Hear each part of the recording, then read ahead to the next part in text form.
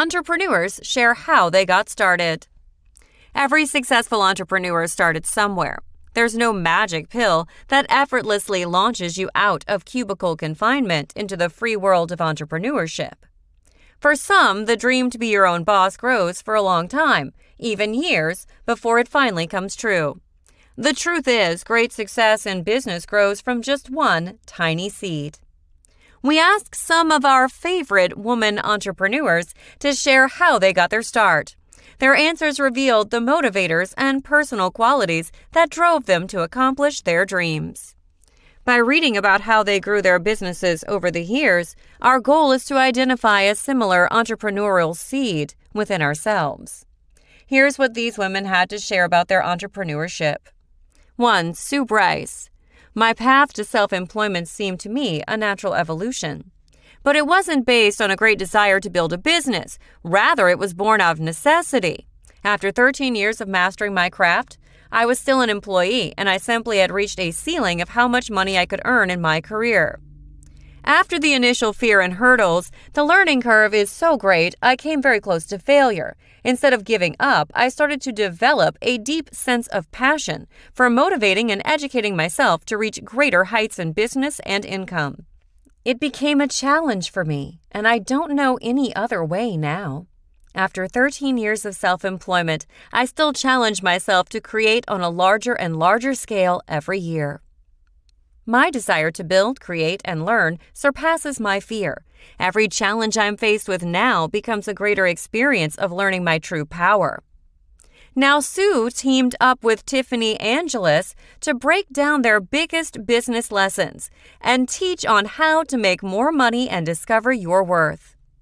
2. Sophia Amoruso. Don't give up. Don't take anything personally, and don't take no for an answer, Sophia advises. Since founding Nasty Gal as an eBay store in 2006 selling vintage clothing, Sophia has transformed the business into a multi-million-dollar empire with their own clothing line that was named the fastest-growing retailer in 2012. Recently, the New York Times bestseller of #GirlBoss has stepped out of her role as the CEO of Nasty Gal to become the executive chairman and shift her focus to overseeing just the creative and brand marketing functions of the business. Without any fashion or business experience before starting Nasty Gal, Sophia credits much of her hard-earned success to her inability to accept failure as an option. The people who told me no were the people who eventually told me yes, she adds. 3. Pamela Slim. In addition to working full-time as an employee for 10 years, I had also been the volunteer executive director for a nonprofit martial arts school in San Francisco. My typical day was about 15 hours straight. Work, jump on the metro over to the studio, train capoeira for 3 to 4 hours, then do administrative work before bed. Weekends were filled with classes, performances, and putting up flyers around the city to attract new students to the school. The tipping point came right before my 30th birthday. I got pneumonia from the nonstop grueling pace and realized I needed to make a career move. So contrary to how I advise my clients, I leapt with no plan, just the desire to get off the merry-go-round and find a more sustainable path. After a few months of recovery and half-hearted job search, I contacted my old manager, who had moved to Hewlett-Packard, and asked her if she needed a little help. I started working as a consultant, and I felt like a huge fire was lit inside of me. I loved being a consultant.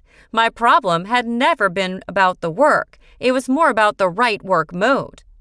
I realized that the 10 years I had volunteered as an executive director had prepared me for an entrepreneurial life. I knew how to create and fund big programs. I knew how to build a network and mobilize people to a cause. I knew how to sell and market. So now that I had my own shingle out, I took off and built a thriving and fulfilling practice.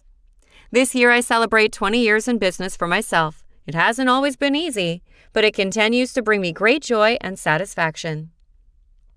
4. Tara Gentile. I decided to become a business owner after I was looked over for a promotion while 9 months pregnant. 6 months after my daughter was born, I started a little niche website and community. I then purchased an existing blog business and, almost overnight, started making more money than I had in my previous job. My business has evolved significantly since then, but I'm so grateful for the way it started. Tara, one of our most successful business instructors here at Create Live, has successfully gone from selling her services to packaging them into digital products for her clients. It helped her significantly scale her business, and now she teaches a class about how to turn your services into a product.